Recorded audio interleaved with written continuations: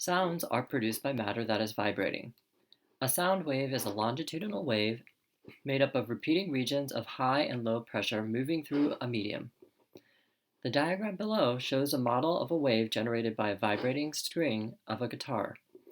The vibrating string causes the surrounding air particles to move back and forth or to vibrate. This produces high and low pressure regions, which allows the energy to move through the air until it reaches a person's ear. The vibrations spread through the air in all directions.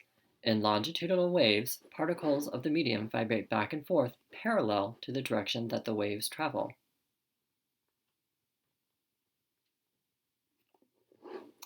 A guitar string vibrates back and forth. Vibrating air particles pass the energy of the vibrations away from the string in waves. The sound is heard when the sound waves enter the person's ear.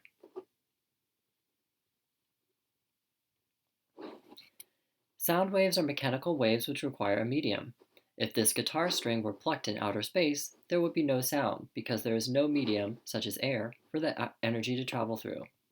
The string would still vibrate, but there would be no surrounding medium for energy to travel through. Sound waves can't travel in a vacuum. Most of the sounds we hear reach our ears through the air, which is a mixture of gases, but sounds can also travel through liquids and solids. If you swim underwater, any sounds you hear have traveled to your ears through the water. If you are inside a room with the doors and windows closed, you can still hear a sound produced outside of the room. The sound waves must travel from outside, through the materials of the room, and then through the air in the room to reach your ears. Modeling sound waves. There are different ways that we can represent sound waves. We can use particle motion model, a particle model that shows regions of higher density and pressure, compressions, and regions of lower density and pressure, rarefactions. Sound wave model showing particles of medium. We can also use a simple mathematical model that shows regions of high pressure and low pressure as crests and troughs. Remember that the mathematical model can be helpful when we want to explore changes in frequency, wavelength, and amplitude of a sound wave. But the mathematical model does not show how the particles in the medium are moving. Simple mathematical model of a sound wave. Pressure versus distance. Wavelength. Amplitude. Another way we can represent sound waves is to use wavefront lines. The wavefront lines can represent the crest in the mathematical model. In the diagram that follows, the image on the left shows sound wavefronts moving in all directions from a source of sound. On the right, there is a simpler version of a wavefront that only shows a part of the wave. Wavefronts of sound waves.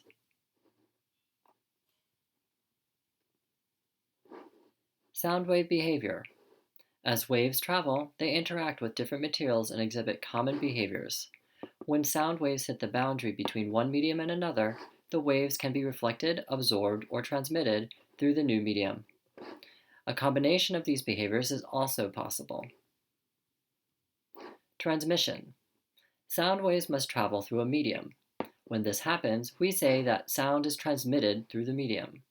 Transmission also occurs when sound waves move from one medium to another medium. As you have learned, sound transmission can occur within and between solids, liquids, and gases. In general, sound energy tends to transmit faster in solids than in liquids, and faster in liquids than in gases. The diagram shows sound waves transmitting from a medium on the left through a new medium, represented by the rectangle. The diagram also shows that some of the sound energy is absorbed by the new medium. Transition and absorption of sound waves. Note that reflected sound waves are not shown in the diagram. Absorption. When sound energy is transmitted through a new medium, some of the sound energy can be absorbed. When sound energy is absorbed, it is often changed to thermal energy in the new medium.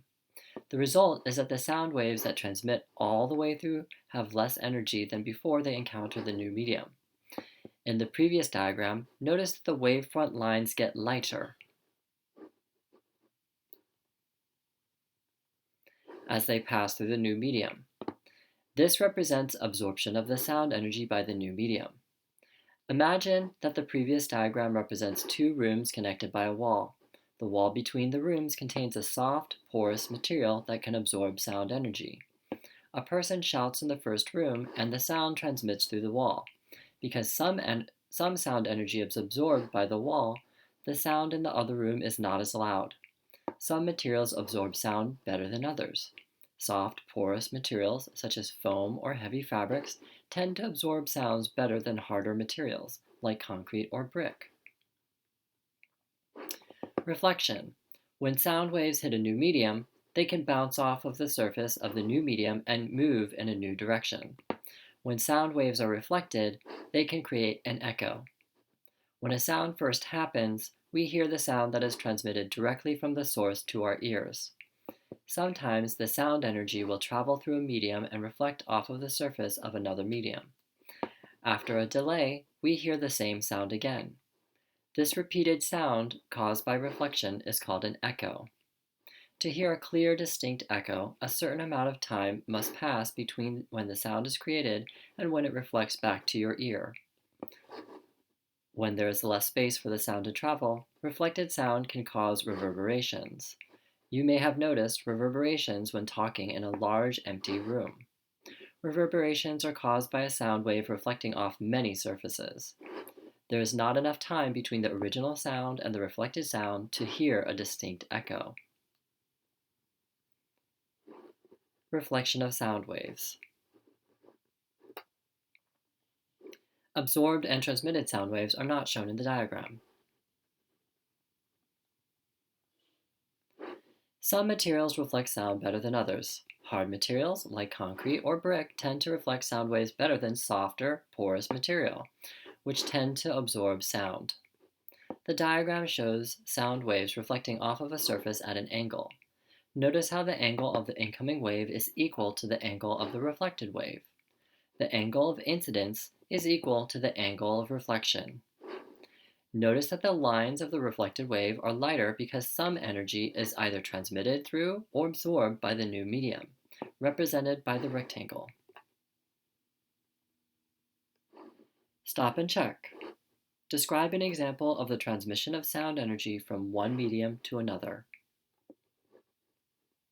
What is sound absorption? Define the term and describe an example. When part of a sound wave is absorbed, what happens to the energy of the wave? What is sound reflection? Define the term and describe an example. Amplitude and loudness of sound. Imagine making a fist and knocking on a door as softly as possible. Now, imagine applying as much force as possible to knock on the door as loudly as you can. When we describe sound, we often refer to loudness of the sound, which is how loud or soft a sound seems to a listener. If a small amount of force is used to make something vibrate, a small amount of energy is transferred and soft sound is produced. If a large amount of force is used to make something vibrate, a large amount of energy is transferred and a loud sound is produced. The loudness of a sound is determined by the intensity of the sound waves. Sound intensity is a measure of the average rate that sound energy passes through a unit area in a specific direction in a specific amount of time. We can compare the loudness of different sounds by comparing the amplitude of each sound wave. A sound wave with a large amplitude will be louder than a sound wave with a smaller amplitude.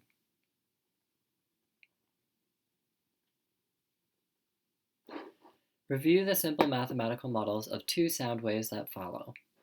Each wave has the same wavelength. Sound wave B has a greater amplitude than sound wave A, so sound wave B transfers more energy and will produce a sound that is louder than wave A. Sound wave A. Sound wave B. When sound energy travels from the source, the amplitude of the sound waves is reduced over time. Imagine someone talking loudly while you are right next to them. Now imagine what you would hear if you were far away from the person talking. Depending on how far away you are, you may not be able to hear the sound of the person talking at all. One reason that the intensity of sound changes over time is because the sound waves spread out over more three-dimensional space as they travel away from the source. Sound energy can also be absorbed as it travels, which means that the sound wave that reaches your ear will have less energy than it did near the source of the sound. Frequency and pitch of sound. The pitch of a sound is how high or low a sound seems to a listener. The pitch of a sound depends on the frequency of sound waves.